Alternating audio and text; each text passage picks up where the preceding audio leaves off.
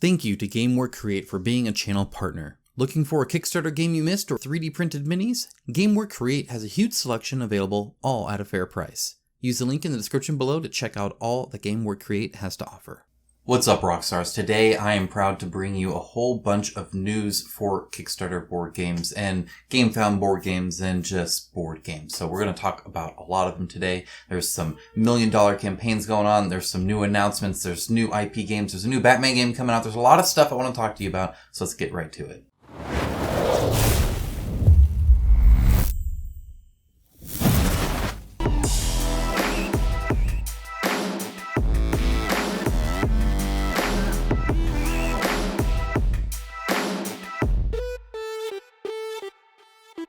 And as always, a huge shout out to my patrons and YouTube members. It is through their financial support that this channel is possible. And that's because I take no money from any game developer, so that you know it's my honest opinion and not my wallet's opinion. If you appreciate that level of honest critique on the industry that I critique, there is a link down below, and I would greatly appreciate you joining up. It's only $1, and I do all kinds of fun stuff. I do a weekly audio log. I do some play sessions with some patrons. There's a lot of fun stuff going on there. A very cool Discord, and I'd love to have you there. But if not, that's fine too. A thumbs up or just a comment saying this video was helpful helps a lot, and I appreciate it. Now, with that out of the way, I'm going to go ahead and get started, but just as an FYI, if I don't see my normal self, I'm coming down from a multi-day migraine. I've been laying down in the dark for 2 days now, and I really want to get this video out to you guys, so I'm trying here, but just my apologies if I'm not like my normal self. I do apologize for that. Starting things out with Bantam West. This is one that I can't believe I haven't talked about yet. It's because I haven't done a Kickstarter news video in a bit. But Ike here is a fan of the channel. He's contacted me a long time ago about it and gave him my feedback. And honestly, I think it looks really, really cool. It's not necessarily my type of game. It's kind of like an RPG Western kind of thing, but where you can do stuff like go to the town and, be an outlaw or fight outlaws or go hunting or do all sorts of stuff. Again, you can recruit writers at the local saloon and stuff like that. There's so much that you can do. It is a very in-depth kind of, Western life style game. My father would love this if it was simpler, just because he would love the theme.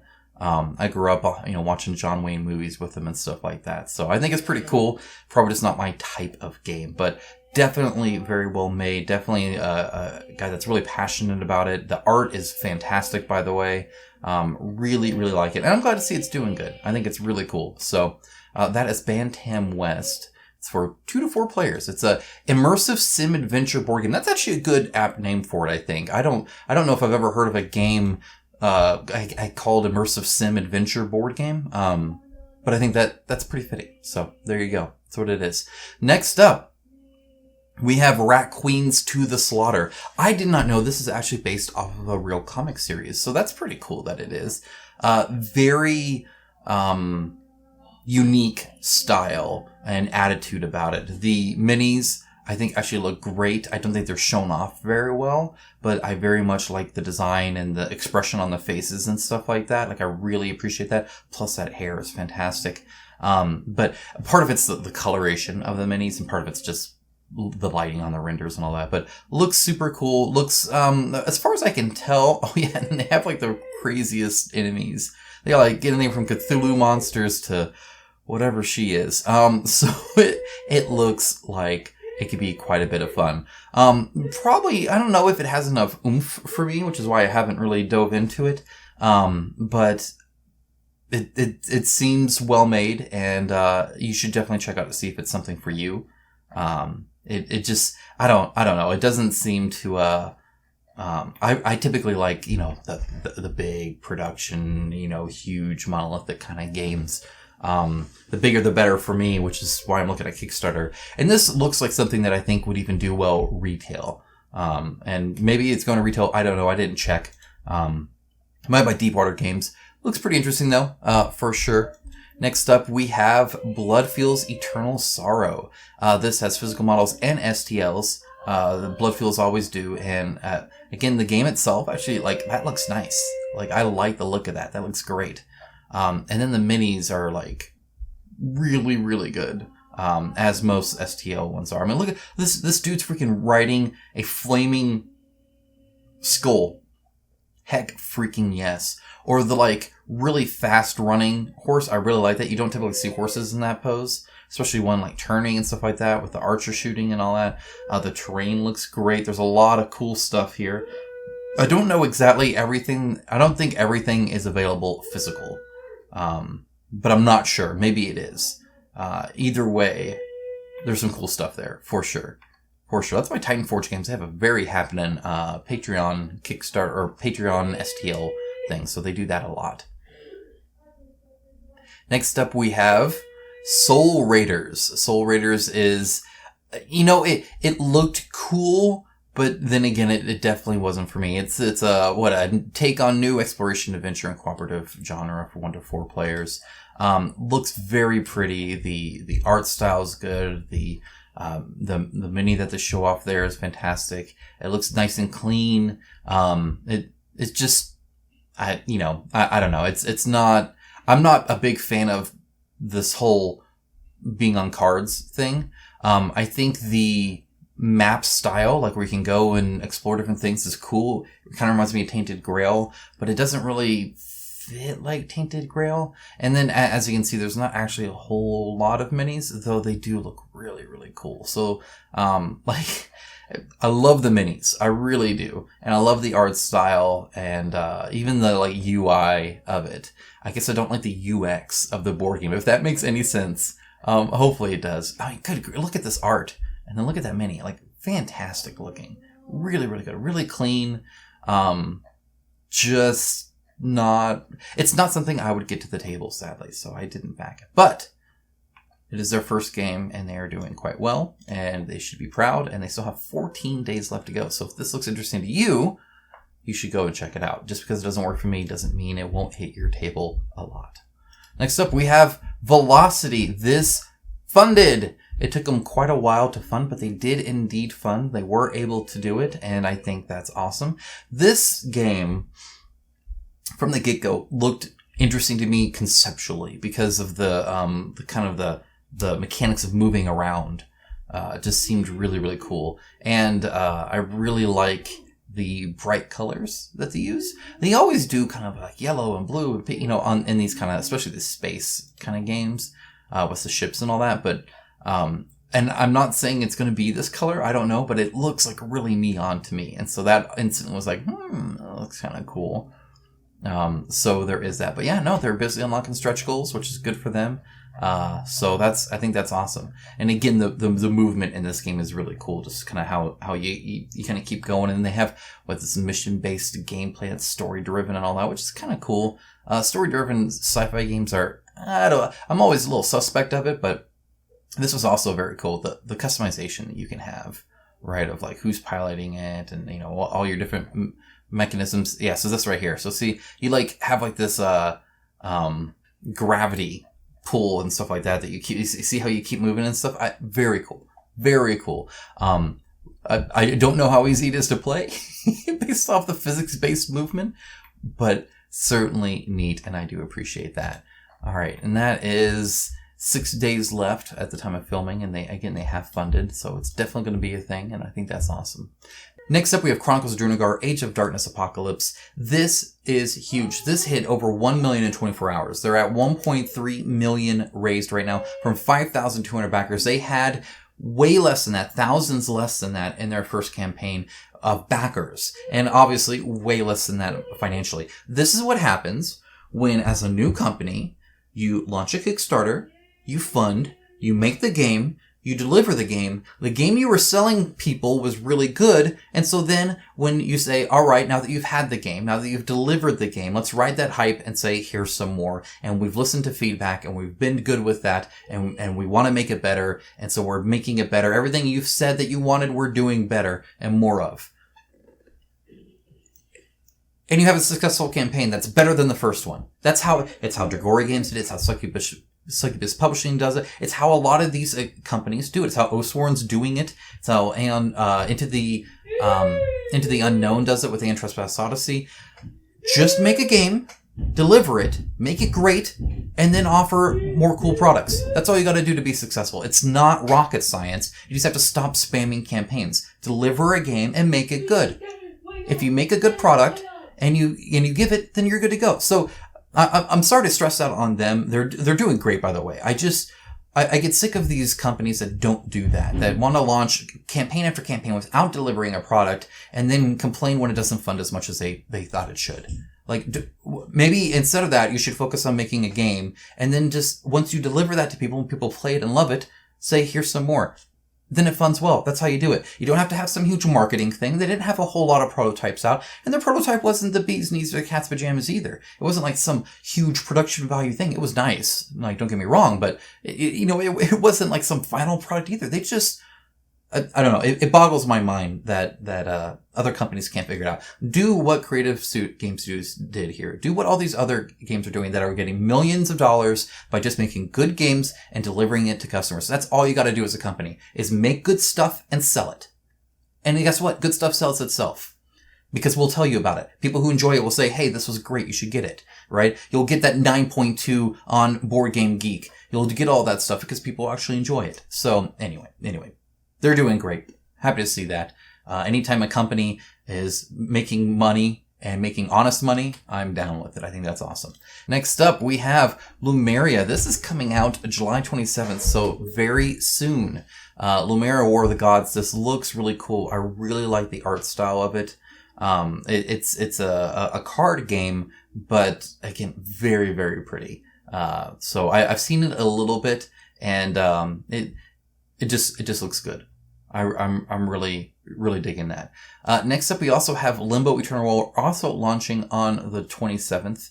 This is the 1.5. They're going to have a whole new expansion with some new minis in it and a new lord and all sorts of cool stuff. New maps, updated art cards. There's a lot to be interested in here.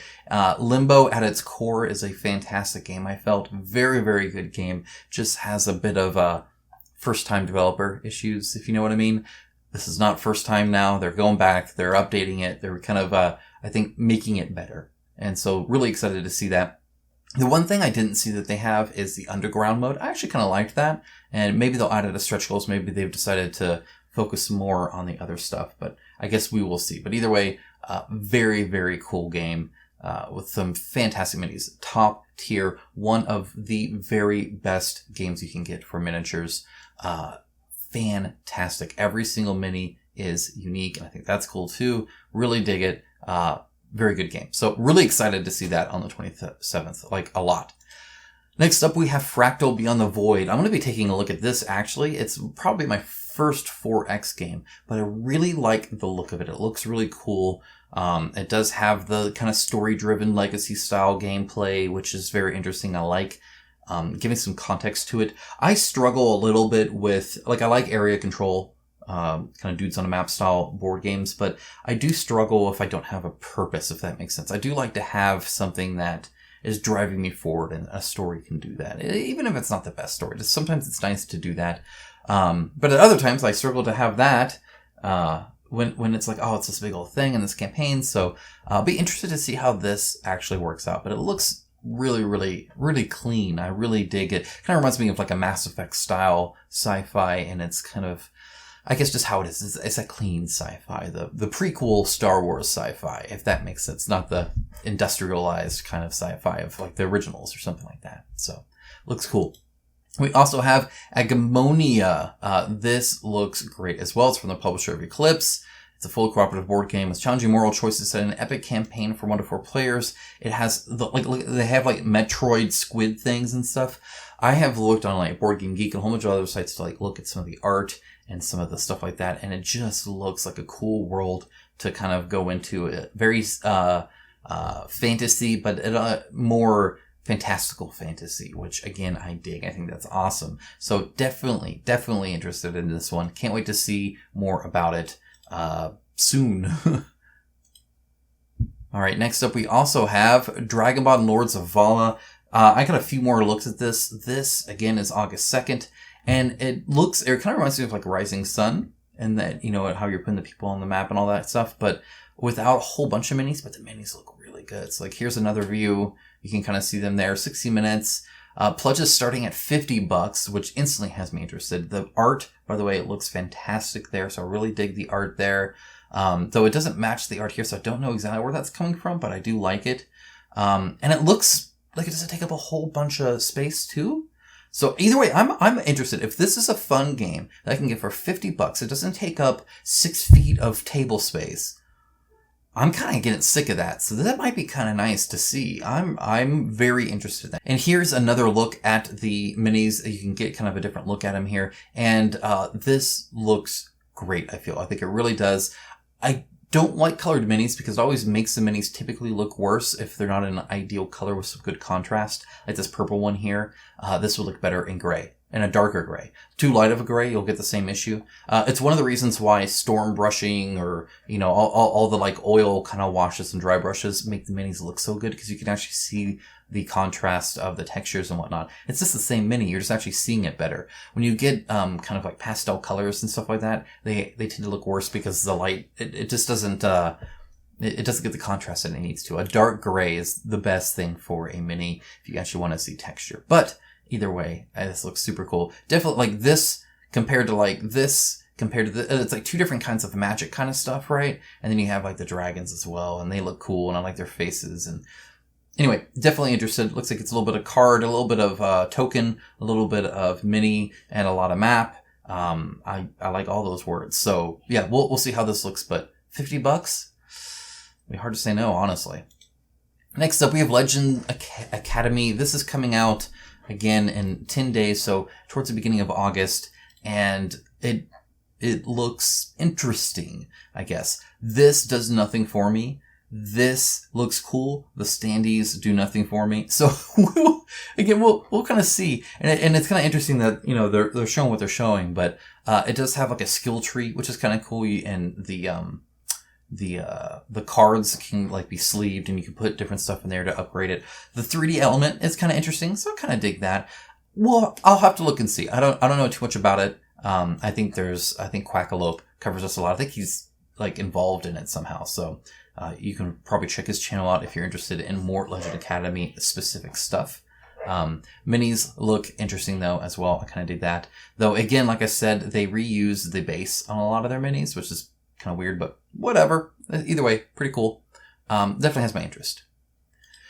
Next up, we also have Finders Creeperz.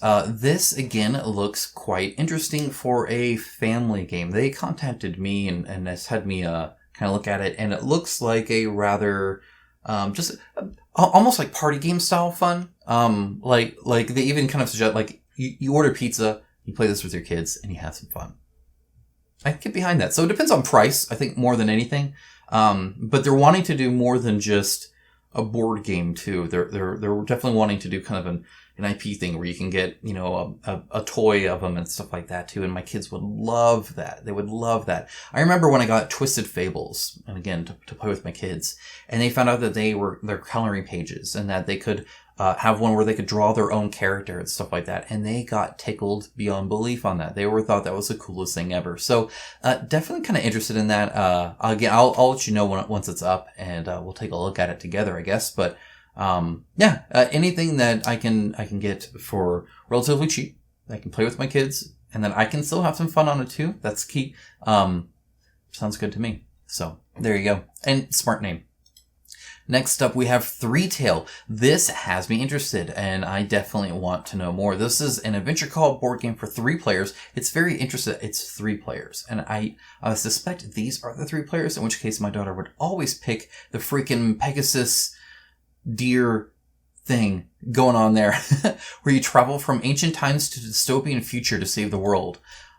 I love that. One of the reasons I liked like the Civ games or Call to Power or all those old style games is because you started out in like the Stone Age and you end up in like some super sci-fi underwater city age. And I always thought that was so cool. And I always liked having units like from like some Roman soldiers with my tanks, right? And stuff like that. I've always loved that. One of my favorite short stories is the Excalibur alternative, where aliens abduct King Arthur and his team, and they have them fight battles on other worlds and stuff, and they refer to the aliens as dragons because they have no other way of saying it. And I love the idea of time travel, and especially the mixing of it. And so definitely interested. I'm not saying this does that because it doesn't say it. I'm just saying that's what gets me interested. I dig that a lot. So very interested to see, especially how somebody like this would look like in the future. Like how does that work? I don't know. Color me excited. That sounds cool. That is a ThreeTale. So again, very specifically 3-player, which very interesting. Next up, we have from Night Games, Batman Escape from Arkham Asylum. This is going to be in the fall. They are wanting this to be the biggest Batman board game ever, which essentially just on Kickstarter, which essentially just means bigger than Monolith's Batman, which I think is the current holder of that. It sounds kind of interesting. Night Games makes some great minis. They have done a really good job on the Batman IP. Their Batman tabletop game looks interesting. A lot of terrain use on there, which is very cool. And again, the minis look great. Definitely interested. This is where you play as the bad guys trying to escape from Arkham Asylum. So you can have all kinds of bad guys. And then, of course, you can fight the good guys on your way out. So they're going to be able to cover pretty much everything. One thing I do like is I do like seeing traditional Bane, right? I dig that. This all looks very traditional look, which I like. This pretty much straight from the comics, right? Same with the Joker. Really like the colors too. Like if the colors are this bright. And you can kind of see that in the logo here as well. I think it's going to be pretty cool. I'm excited to see, especially if it's more of a casual game. I think that'd be neat. Could always use more Batman. I'm fine with that. Next up, we have Arena Colossei Ludi Gladiator. I can never pronounce the name. They're relaunching. Again, the minis look super cool. The gameplay I heard is actually pretty tight and pretty good as well.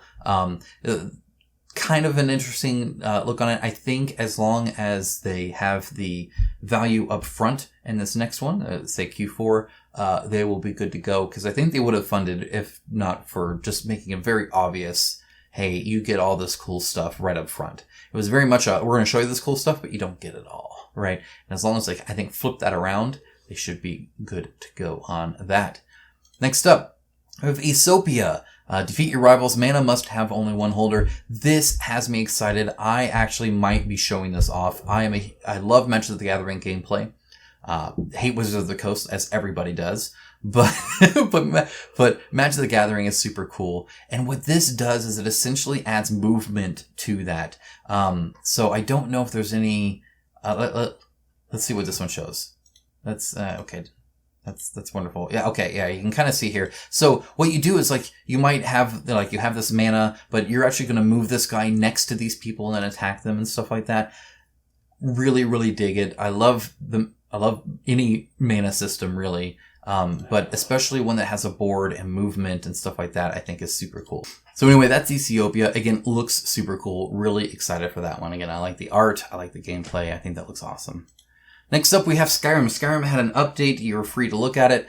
For the most part, it's talking about the 3 actions of adding cards to decks, removing cards from decks, and drawing cards from decks, and adding cards to your character sheets, which reads like there's more than 3, but essentially it's very card driven. It kind of reminds me a little bit of Bard Sung in that respect, where you essentially have card driven story gameplay, which I think theoretically works really well. I've never played a system quite like it, so I'm excited to kind of do all that. See, it says, did you murder the Wandering Orban? You're not a good person. Remove the card from the deck. Next time players want to interact with the poor bard, they will instead find their corpse. Who knows? Maybe you can even loot it. So you're making decisions, and those decisions are tracked through the deck, right? Again, it's a lot like Bard Sung in that respect, which is a very smooth way of doing it. That I really, really like. I think it's a very streamlined way, and I'm excited to kind of see it for sure. Hopefully I can get a preview out to you guys on this. I would definitely be interested. Big fan of the video game, and definitely of Modiphius's kind of miniatures and stuff like that. So really interested in that. Next up, we have Black Rose Wars Rebirth. This is going to be in August. And as you can see, it is a real thing. There's some pictures of it here. So here's kind of the map. Now, one thing I was kind of bummed about and was hoping would happen. So Black Rose Wars, I felt, was at its core a very nice game that scratched a lot of Magic the Gathering itches for me. It has a lot of spells and spell decks and stuff like that I really like.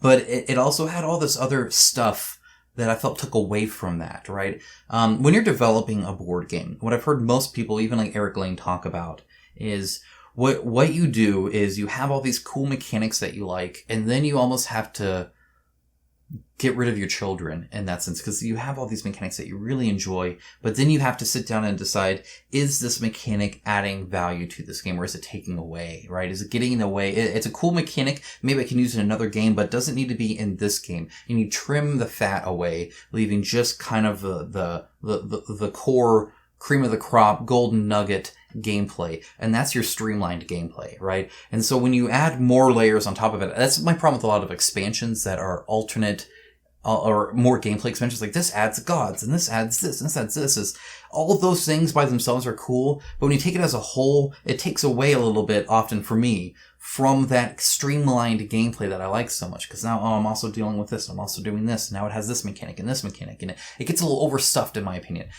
That's how I would talk about Black Rose Wars. I feel it's overstuffed. So it kind of bums me to see this much going on still. I would have liked to have streamlined this a little bit. We will see, I guess. Like, I thought the whole Black Rose system just needed to go away. It barely mattered in the gameplay. You had to do it constantly. I did not like the Black Rose system at all in it, and I still see a lot of that. So we'll see. To me, it looks like the same freaking thing, though. So who knows? I was more excited before I saw this. Again, minis look great. I think they do a good job on there. The art style is cool. The core gameplay is cool. I just don't want 15 mechanics piled on top of it. That's just me, though. Next up, we have Ancient Blood, The Order of Vampire Hunters. This is Darkgate Games' next game. They did Neomorphosis. They did Dark Rituals. Now they're doing Ancient Blood, The Order of Vampire Hunters. We know nothing else about it except that, but this. Looks like it's going to be some hairy dragon. This reminds me a lot of Bloodborne, by the way, because of the hair, because of the architecture. Color me excited.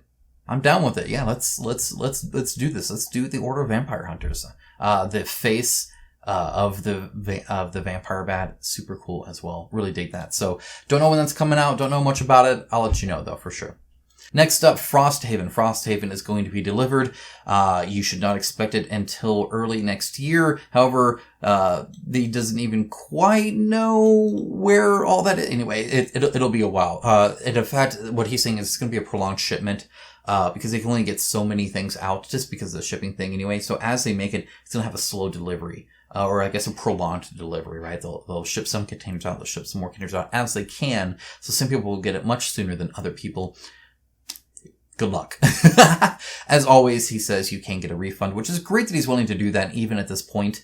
And also normally required from FTC based off the 30-day rule. If there's any delay in shipment, you have to get express permission, or otherwise you have to give a full refund. So you could always press any company that doesn't say this. That being said, it may as well get the good PR and say this as a company right up front. But definitely, if you're getting a product, and by the way, that FTC rule is worded in a way to where it doesn't matter how they word it. It doesn't matter if they're like, we'll maybe get you, like, they can't word their way around getting money for a product and then not delivering it. Like, they don't get around that, by the way. The FTC specifically, says that. Now that's for, American companies, so who knows what's overseas. But if America has that, then I'm sure Europe has something way better. So they're normally pretty good about that stuff.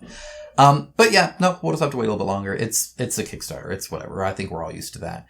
Alright guys, that's it. That's all I had. Guys, thanks so much for watching. I hope you found this video helpful. I'll try to show you all sorts of games that are coming out either way far out that were just announced, or coming out soon, or out now, or available now, or available in a few days. Whatever it might be. And then just some updates, some big ones like Frosthaven, of course, too. So if you enjoyed the video, again, on your way out, please leave a like or leave a comment saying it was helpful. I greatly appreciate it. Let me know if there's anything I missed, by the way. Feel free to share with the community at large here, and I'll be sure to pick it up and take a look at it as well for next time. So thanks so much, and I'll talk to you guys again really, really soon. Bye, guys.